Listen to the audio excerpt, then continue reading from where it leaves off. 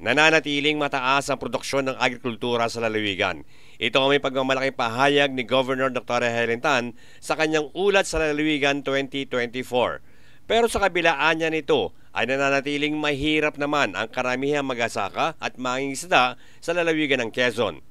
Kaya naman hindi tumitigil ang pamahalaan ng panlalawigan sa pagbibigay ng anumang tulong sa mga ito para maging ganap na agri-entrepreneur ang mga mag-asaka at mangingisda sa Quezon.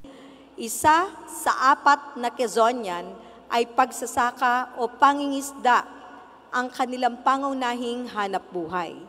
Subalit sa kabila ng magandang produksyong agrikultural, nananatiling nasa mahirap ang nakararami sa ating mga magsasaka at mangingisda.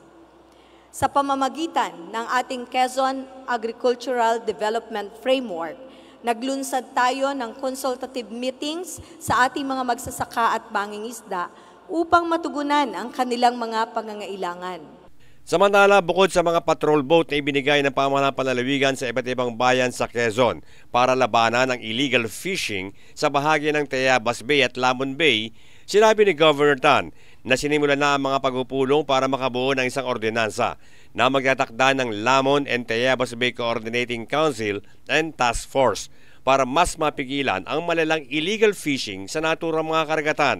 Na siyang magiging katuwang ng mga otoridad sa pagbabantay sa ating nasasakupan kontra sa iligal na mangingisda.